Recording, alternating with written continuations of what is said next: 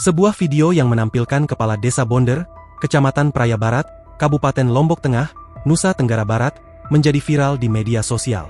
Dalam rekaman tersebut, sang kepala desa terlihat melakukan aksi mandi lumpur di tengah jalan yang rusak parah sebagai bentuk protes terhadap kondisi infrastruktur yang belum tertangani. Kepala Desa Bonder, Selamat Riyadi yang akrab disapa Rebe, tampak duduk di kubangan jalan berlumpur sambil mengguyur kepala dan tubuhnya menggunakan sebuah gayung berwarna hijau.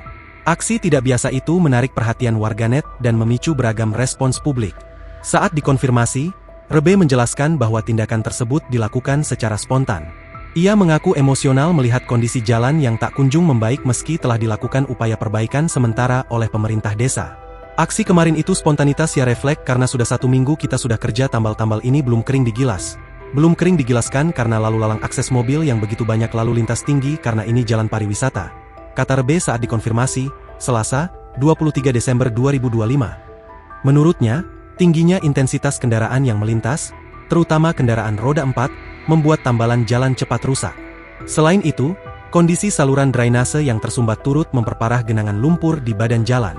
Rebe menambahkan, ruas jalan tersebut memiliki peran strategis karena menjadi jalur penghubung dari wilayah Penujak menuju kawasan wisata Selong Belanak. Jalur ini kerap dilalui wisatawan, sehingga kerusakan jalan dinilai berdampak langsung pada aktivitas masyarakat dan sektor pariwisata setempat.